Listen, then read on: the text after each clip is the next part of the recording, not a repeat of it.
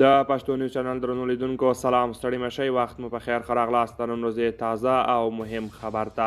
په سر کې یادونه کیږي که چیرې تاسې زموږ یوټیوب چینل نوی سبسکرایب کړئ د تازه او مهم خبرو لپاره د سره پښتو نیوز چینل سبسکرایب کړئ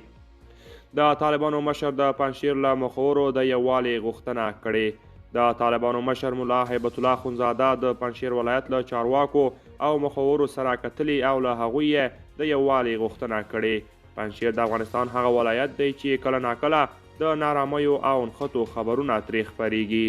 د طالبانو د حکومت ویان ذبیح الله مجاهد د تیر په څیر پرته له دې چې د دغه ډول لیدنو او انځورونه او ویډیوګانې کلیپونه خپاره کړي د دغې لیدنې خبر پر خپل ټویټر پاڼه خپور کړی دی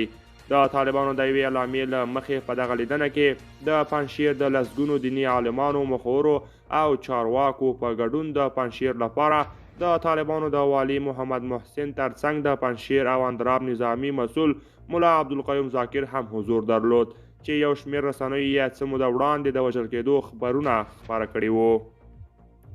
طالبان وایي مشر یا ملا هیبت الله خونزاده د پنجشیر د ولایت د مخورو او دیني عالمانو مننه کړې چې په وینا یې د یاد ولایت په سپارلو کې یې مرسته کړې ده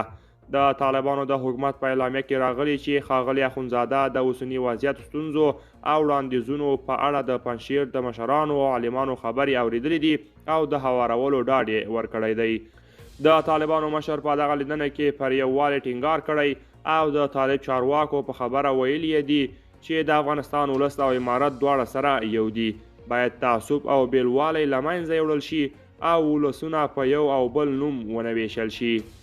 ملا هیبت الله خونزاده د غونډې له ګډونوالو څخه د هر ډول همکارۍ غوښتنه کړې او ورته یې ویلي دي چې د ځان لپاره نه بلکې د اسلام او ملت لپاره ترې دغه خدمت او کار غواړي له څه باندې یو کال وروسته په شمالي ولایتونو او په ځانګړې توګه پنجشیر کې لا هم د طالبانو پر وړاندې وسلواله مبارزه روانه ده پر طالبانو تور دی چې په تیرو څو میاشتو کې په دغه دوو سیمو کې د مقاومت جبهې سره د همکارۍ او لاس لرلو په تور یو شمېر ولسي وګړي وژړي دي